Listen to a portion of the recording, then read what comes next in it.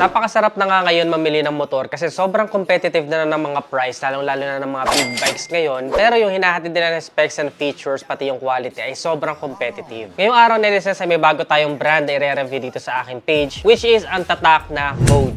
Silipin natin ngayong araw yung kanilang Vogue 500R. Tara!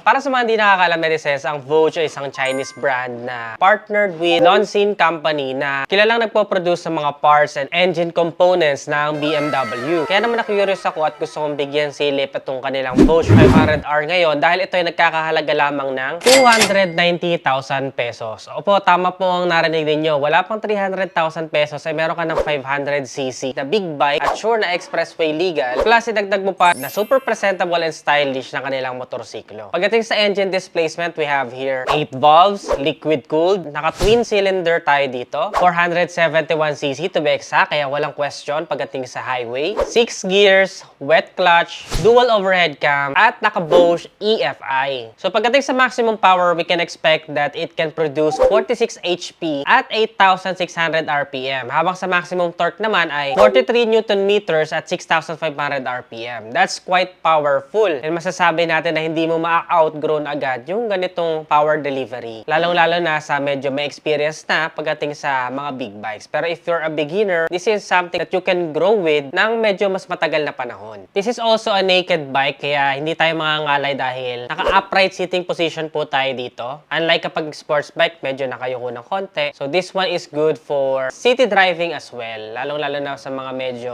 somehow traffic situation dahil mas madaling sumingit-singit ng bahagya at hindi nakakangalay dahil hindi ka naman nakayuko. Gaano? The headlight is really something na super familiar sa atin pagdating sa mga naked bike category, but it's really stylish with the daytime running light going on here. Naka-split LED rin tayo dito sa nakikita ko. So, hindi ito nakakasilaw sa ating mga nakakasabayan sa kalsada. Yung taillight naman niya, netizens, isa sa mga napansin ko ay para siyang yung mga old na mga pinapanood ko, parang sa mga Ultraman, Power Rangers, gano'n. Really nostalgic yung kanyang itsura and it's really appealing to me, to be honest. So that's a good thing as well. Isa rin sa pinagmamalaki niya, netizens, sa kanyang front suspension ay naka-KYB inverted fork na po tayo dito. So naka-inverted shocks tayo kaya mas maganda yung feedback niya. Plus KYB pa, mind you, para sa kanyang price point, isa yun sa mga sulit specs niya. Sa KYB shock niya, netizens, ay meron din tayong of course na reflectors, added visibility at night. And I can say that the build quality of this one is very decent. Sa likod naman, makikita natin ay naka-mono shock naman po tayo dyan. The turn signals in front ay nakahiwalay din siya na nasa itaas ng bahagya ng kanyang headlight and that looks very familiar. Madaming motorsiklo din ng ganito but it's very visible dahil sa kanyang placement. For the bore and stroke, we have here 67 by 63.5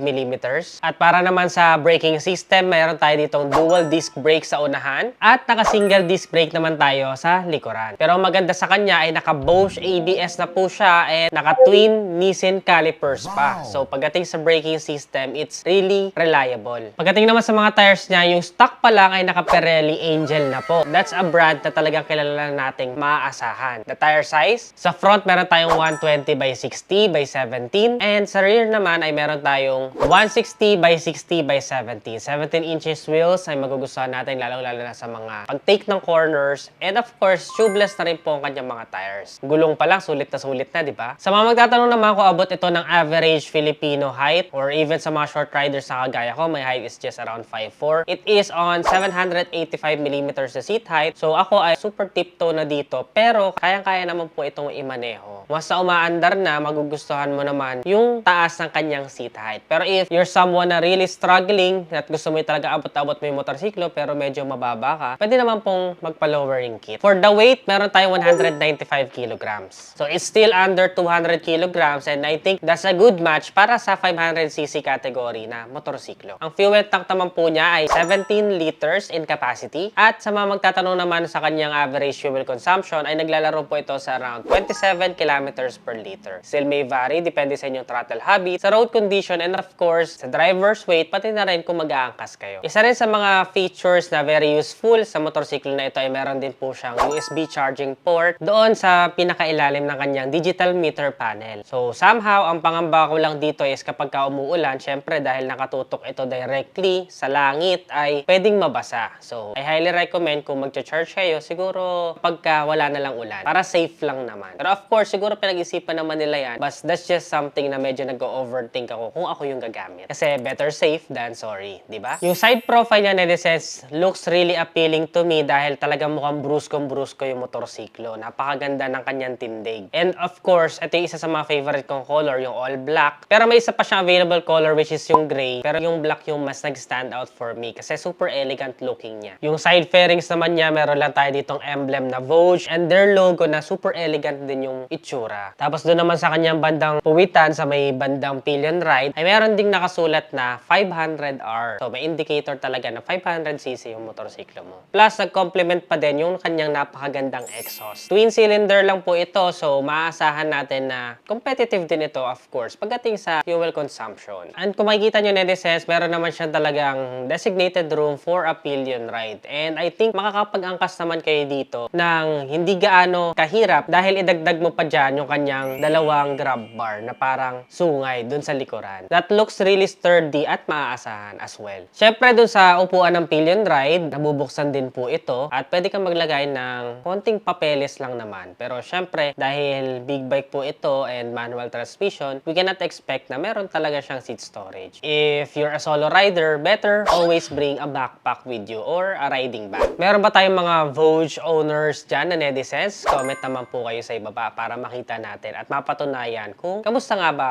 yung reliability nito. Nakilala natin siya dito sa Pilipinas netong 2021 na medyo bago pa lang. Only time will tell if gaano nga ba katibay ang motorsiklo na ito. So sa mga owners dyan, kayo po ang magpapatunay. So comment po kayo sa ibaba para sa mga curious at mga nagtatanong natin netizens dyan. Kaya netizens, nagustuhan nyo ba ang Vogue 500R? Comment nyo naman sa ibaba. Para sa inyo, sulit ba siya sa presyong 290,000 pesos? Comment your thoughts below. Kung meron kayong points for improvement or iba pang mga motorsiklo na gusto mapanood next vlog, comment your suggestions below. For me, 4 na features yun talaga nag-stand out sa akin dito sa Vogue 500R. Yan yung kanyang high intensity LED lights, yung kanyang Pirelli tires, yung Nissin calipers and Bosch ABS, pati na rin yung kanyang KYB shocks. Kung nagustuhan nyo ito na this, don't forget to give this video a thumbs up, subscribe. Again, this is Nea Adriano. Always keep it cool and ride safe always. Bye.